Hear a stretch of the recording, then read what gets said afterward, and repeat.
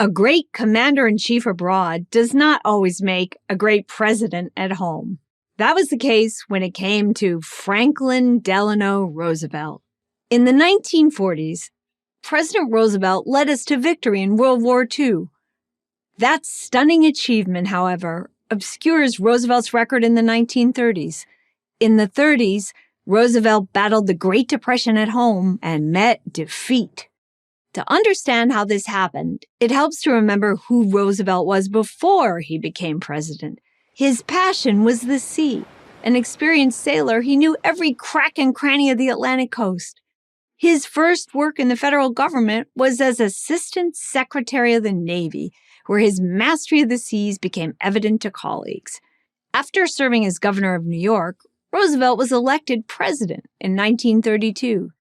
The job confronting him was all land. America lay mired in the Great Depression. 1 in 4 was unemployed. Roosevelt made a promise to put Americans back to work. He would help the forgotten man, the man at the bottom of the economic pyramid. To rescue America, the new president decided to steer the country like a ship in a storm, with himself as captain. Just as a commander calms a nervous crew, Roosevelt told Americans to forget their fear. The only thing to fear, he said, was fear itself. Roosevelt also promised to re-rig the economy and run it tight as a ship. Roosevelt called his re-rig the New Deal and made its military aspect explicit. This was a call to arms, he said. The Depression was an emergency for which Roosevelt claimed broad executive power. The downturn should be treated like a foreign foe. Perhaps because Roosevelt didn't like economics very much, the captain recklessly steered the economy into uncharted waters.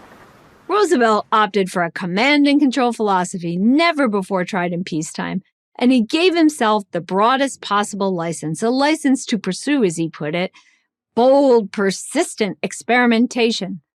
Roosevelt called for government to manage industry. New laws ordered companies to raise prices and wages, even when they couldn't afford to do so. He slammed individual businessmen. He called big corporations enemies of the peace. Roosevelt was a man born into wealth. He imagined that he and his senior crew, his brain trust, could run the economy better than entrepreneurs. For example, the new National Recovery Administration decided everything down to how many logs a lumberyard could cut and at what time, or how many chickens a butcher might sell. But in the storm of the 1930s, few dared mutiny. Maybe this was the way economies were now supposed to work. That's what Roosevelt's experts said. Roosevelt subsidized farmers and created temporary jobs in the arts. Social work experienced a boom. He promised pensions to seniors. That sounded good. And the New Deal backed organized labor's demands for much higher wages. The recovery was just around the next bend, Roosevelt promised. All Americans had to do was wait for it. As the years passed, however, the recovery stayed away. For an economy is not like a battleship. An economy is more like a human. It makes choices. You can't command an economy to grow. The economy has to feel like growing. Under the New Deal, the economy instead felt like hiding below deck. What company would hire up if it couldn't pay the wages? Today, we consider 6% unemployment a crisis. Then overall unemployment stayed above 10% throughout the decade. So if the New Deal broke its own promise, why did America give Roosevelt a second term in 1936? One answer was that Roosevelt was indeed a charismatic captain, a man who did inspire. The new medium of radio allowed him to connect to millions of Americans merely by speaking into a microphone. Second, Roosevelt convinced the nation that crisis was indeed the new normal. Third, money was involved. The New Deal systematically rewarded voting blocs, whether seniors, laborers, or farmers. These groups expressed their thanks with their votes.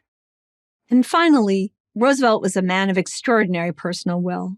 Confined to a wheelchair by polio, Roosevelt did not allow obstacles, political or otherwise, to deter him. If he wanted something, he went after it and usually got it. That included his New Deal. By the 1940 election, the big issue was a war across the Atlantic. Here was a realm where a Navy man was a strong choice, and once Roosevelt turned to work, he eased up on business and instead hired companies to build him ships, planes, and guns. Still, the facts are important to remember.